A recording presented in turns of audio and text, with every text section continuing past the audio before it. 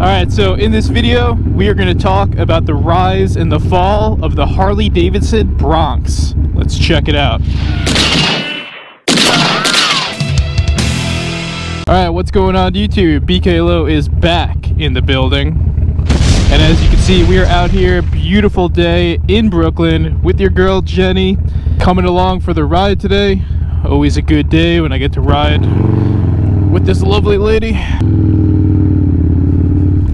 So yeah, this is actually one that a lot of you all suggested I cover, which was kind of surprising to me because honestly, I don't think for this particular video I'm the best man for the job. You know, I think for this specific topic, I think someone who has a foot in the sport bike world and also has a foot in the cruiser world could probably give you a better analysis of the situation and the takeaways of the situation. You know, I primarily am just riding cruisers, so that was going to be their first sport bike, if you don't consider the Sportster a sport bike. But yeah, I was surprised that people, you know, wanted to hear my opinion on it, because honestly, the whole thing, the whole Bronx and all that, it's kind of something that I just slept on. And if you want to know why, it's just not really something that I was excited about. So when people ask my opinion or ask how I feel about it like it's this like big devastating thing for me, honestly I really don't care either way. Whether they went forward with releasing it or whether they cancel it, it doesn't really affect me because it's not something I planned on really getting into besides just a test ride. But if you want to know my feelings past, you know, being pretty emo and apathetic about the whole thing, well, here's my opinion about it. I actually think it is good decision making on Harley Davidson's part, and I think, you know, them even entertaining the idea of coming out with something like the Bronx in the first place, personally, I just don't think it was good decision making. And that is for a couple of reasons. So the first reason is, let me try to give you a good analogy since we're out here in Brooklyn, New York City. Especially here in New York City, right? We are a city of places that have specialties, right? You know, you're good if you want a good rotisserie chicken, you're gonna go to the awesome Ecuadorian spot down the block who's gonna, you know, make the best rotisserie chicken for you in your neighborhood. If you want that slice, you're gonna go to the dope Sicilian spot down the block that's, you know, that you're gonna get the best slice from. This city is a city of specialties, right?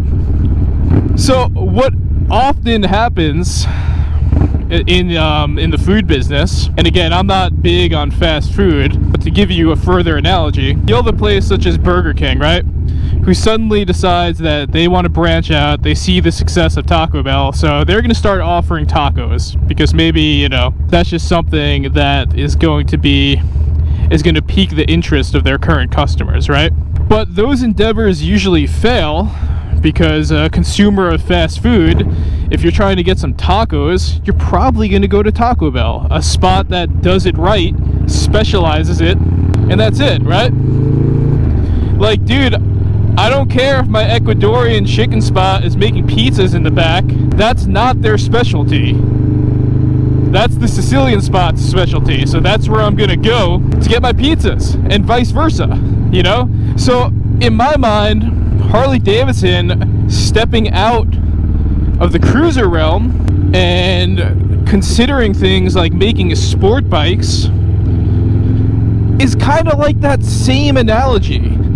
You know, no one's going to Harley Davidson for sport bikes. You got a multitude of other motorcycle companies that are going to do that and do it better and probably for a cheaper cost. So why, like, what are we doing here? Why are we even entertaining that? You know, I understand it's like, oh, we want to broaden our audience and everything, but that's not why someone rides a Harley Davidson. If I want to get into a sport bike, I could probably list you 4 or 5 motorcycle companies that I'm probably going to consider before I think about demanding Harley Davidson to start putting the technology into making a sport bike. Because we know the deal. You know what's going to happen. They're not going to offer that bike for a reasonable cost. It's going to be expensive. And from what I understand, all of my sport bike friends, right, they choose to ride sport bikes because it's the easiest way to go extremely fast for the cheapest cost. If you want to go fast on a Harley Davidson, such as a performance Dyna, it's going to take you some time and some money, and even at the end of the day, you can throw in as much money as you want. You're still going to have some kid on a CBR that bought it for like $4,000 blow you away. Yeah, I know, a lot of people are going to be upset at me for that one, right? So in my mind, you know, to quote Nick from Club Style East Coast, like, he made a video on Instagram and he brought up how Harley Davidson has like 1 million of the Softails right now. It's all the same model, right? It's totally ridiculous. It's like you don't need like 20 of the same model with like little different touches on them. It just doesn't seem like a good distribution of resources, you know? It's like, rather than focusing on, and again, this is coming from Nick from Club Style East Coast, right? I thought he made a good point, but it's like, rather than focusing on 20 different Softail models that are all coming from the same platform, why not cut it down? You know, just do 5. Make one of them the Lowrider S. People like that, right?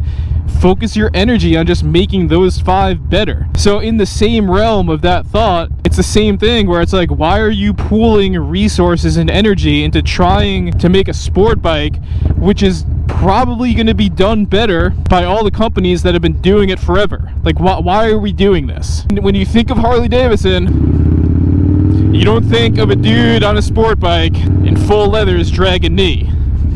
You invoke that classic imaging and that classic feel of a Harley Davidson, which, and again, I'm not talking trash about sport bikes. I've ridden one in my riding career and I actually had a great time on it, but they're just 2 completely different worlds. And I don't know, me personally, especially if the company is struggling right now, I just don't see why they would overextend themselves right now and try to dabble into other worlds, you know?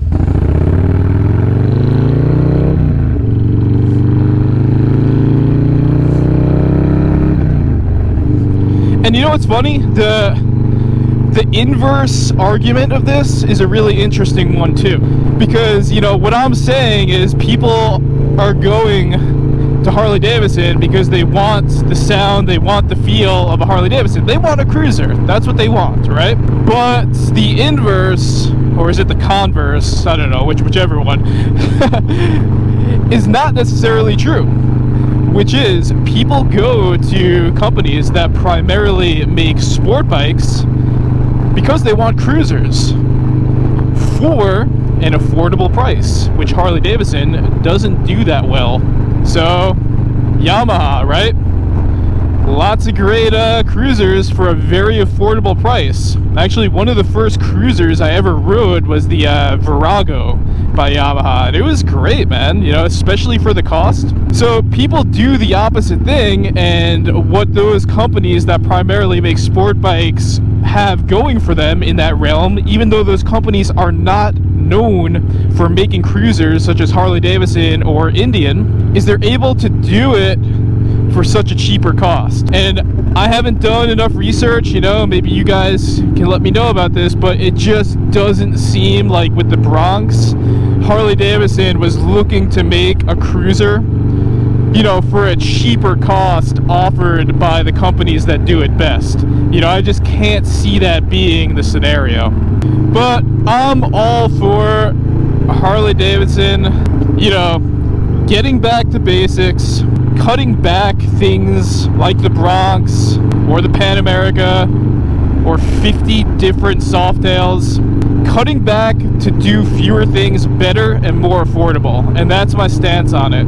So if you thought I was gonna be upset or like really passionate or emotional that Harley Davidson made that decision, honestly, like, it doesn't really affect me that much. I didn't really have much excitement around that bike anyway. I didn't think it was a good idea in the first place. And like I said, I think they just need to find ways to make bikes that are more appealing to their prospective riders, make less of them, and make them better. And that is how I feel.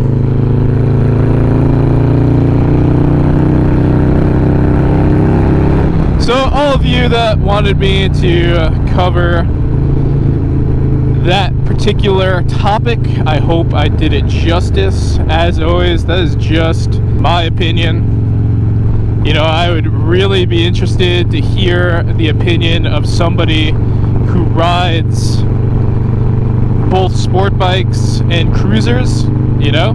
So I'm sure other folks out there, other motovloggers are weighing this in, so don't just watch my video on it. Let me know what you guys think.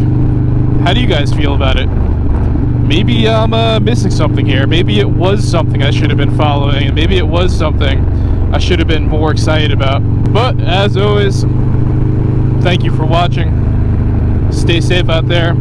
Stay low out there. Listen to the bad brands. Embrace a positive mental attitude. And on that, BK Low is out.